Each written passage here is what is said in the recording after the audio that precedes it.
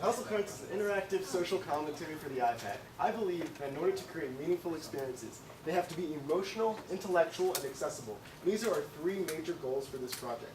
The game takes place in a world made entirely out of cards and their inhabitants. You control the inhabitants directly, stacking them to form houses, buildings, structures, all sorts of different structures. And once you form these structures, they come to life and interact with one another. The goal of the game is to form structures out of these inhabitants that are economically and socially stable. It works with a variety of simple mechanics, but picture this. We're going to take the player on a journey from a neighborhood to a factory town and then conclude the game on Wall Street. In the neighborhood, you might deal with scenes like this. You'll have two houses right next to each other. One of them doesn't have enough economic stability to support their child. So you'll bring the child from one house to another, rewrite the stories of the two families, and make an interesting choice in the process. Something like Wall Street will have a very different series of choices. We'll have a giant tower full of different high finance cards and a park full of protesters. You can choose, well, do I want to pull cards away from the tower and distribute the wealth to the park of protesters, or do I want to absorb the park into the giant Wall Street tower?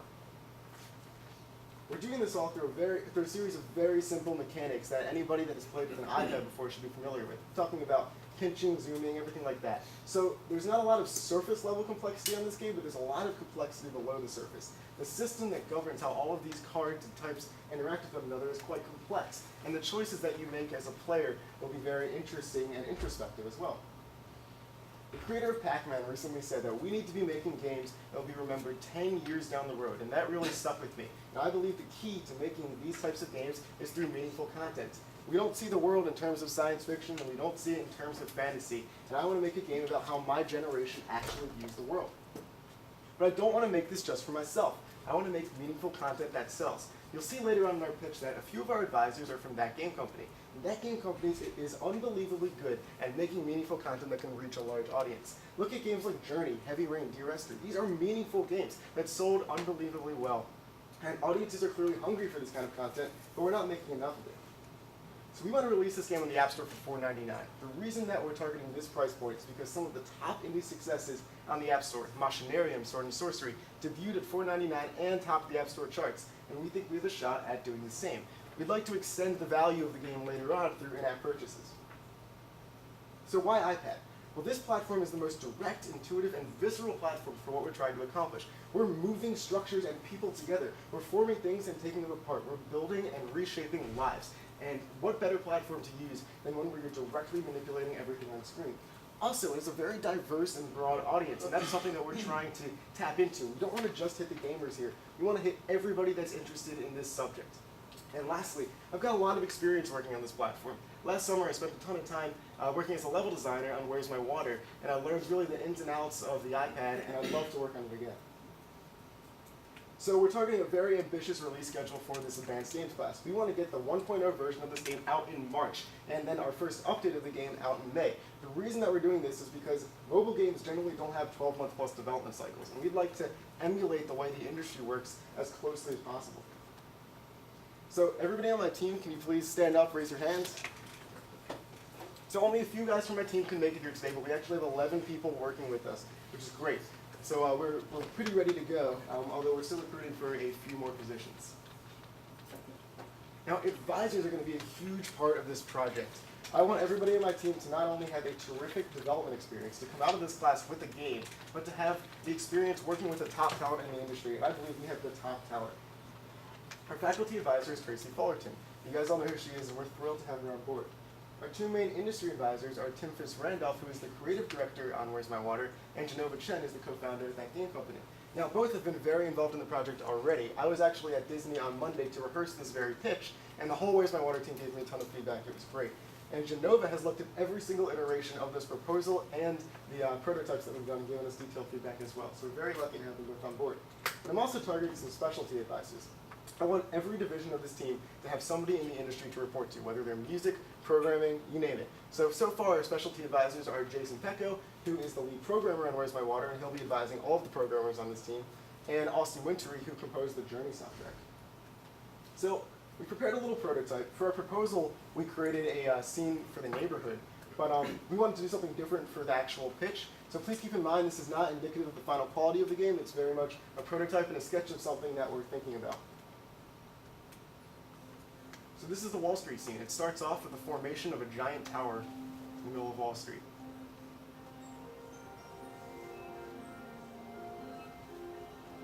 If you go one city block over, you'll see a park full of protesters. If you add power to the protesters by expanding them, you can expose the financial core of this building.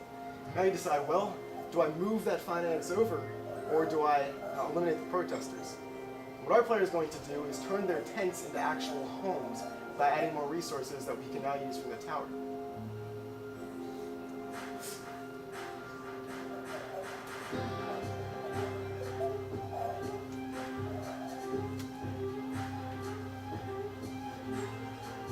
So he's taking power away from the Wall Street building. You'll notice, after he takes this last card, it's first he'll manipulate another protester. But after he takes this final card away, the tower starts to fall. It shrinks. It's losing its power. It's losing its influence. So if you take too much away from it, then there won't be much economics within the whole land, but you'll add a lot to the protesters. So it really is just kind of give and take. The idea of this game is life is about balance, and you have to find a way to balance everything that we give you. So in conclusion, I did not come to USC to emulate the types of games that are in the industry today. I came here to work on the next generation of meaningful interactive experiences. We've got a great team already. We've got the best advisors you can get, and we already have a few prototypes in the works. So I'm confident that we are ready to go into full production. And all I'm asking for is the opportunity. Thanks a lot, guys.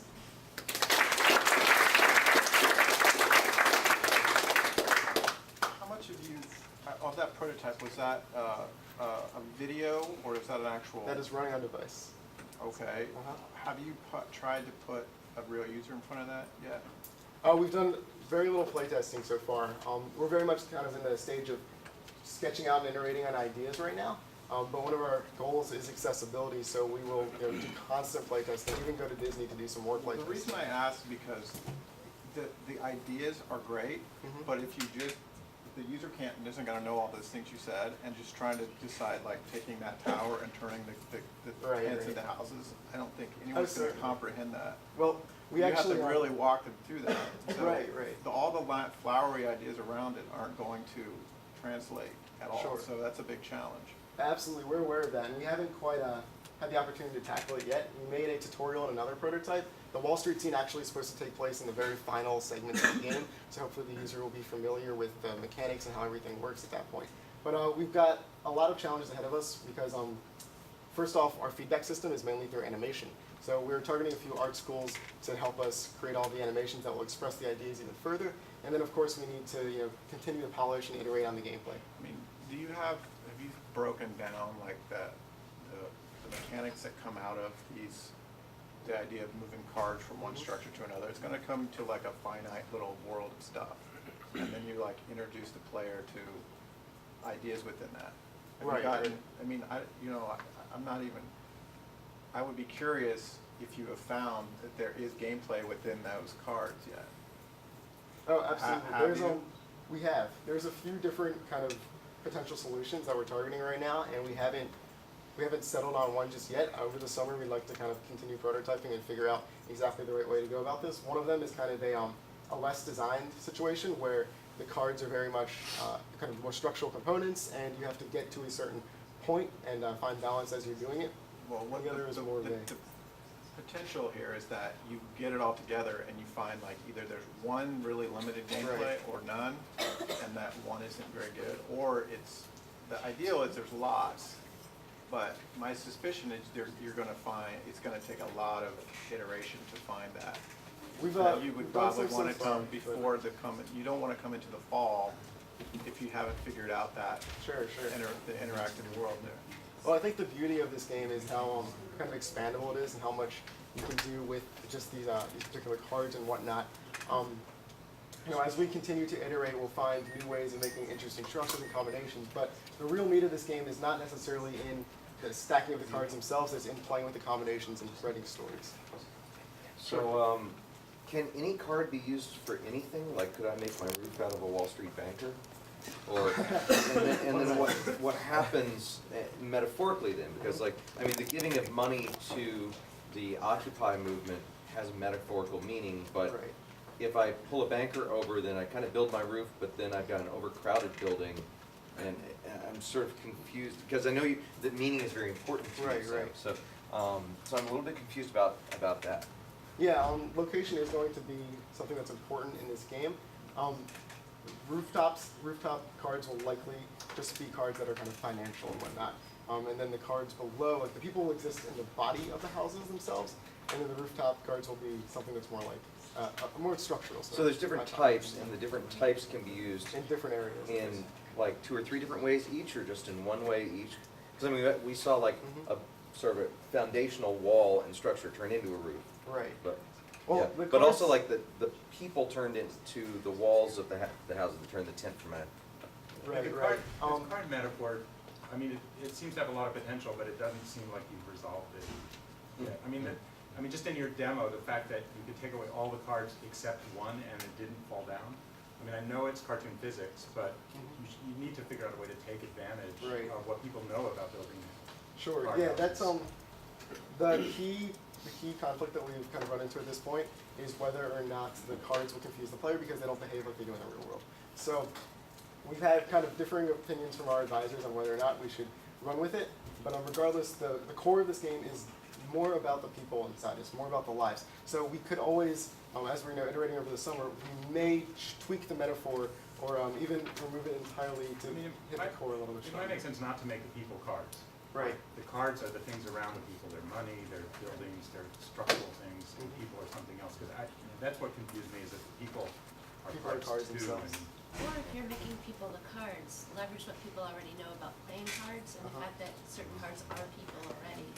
That might be a metaphor Certainly. you might be able to play with. I would highly encourage you to, because there's a lot of these questions that we have that I feel could be vetted in a paper prototype, but I would remove the metaphor from the paper prototype so you make sure that you're really getting to the mechanics. Yeah. And then you can add the metaphor back in once your mechanic is really solid. Absolutely. Okay, any other questions? If not, Right behind you. Yeah. Quick one, that I think would help your game from a production standpoint and make it a little bit more accessible. If you ditched 3D and went to 2D and like you said, kind of put cards like just put the face right on the card and just have 2D cards that you stack. When you build a house, you can stack them like blocks. And everyone's stacked blocks before, so everyone understands the stability of a stack of blocks. More like And, Legos. and you get to use illustrators instead of animators. It is so much easier to find. You will find 20 illustrators for every one animator you find. And it's the hardest thing in the world to find a team of animators. So just it'll make your production life like so much nicer, and I mean I think it could make the game a lot more accessible. Sure. That's just my. Okay. Thank you All right. guys for the feedback. We really appreciate it. thanks Sam and team. We're gonna move on now to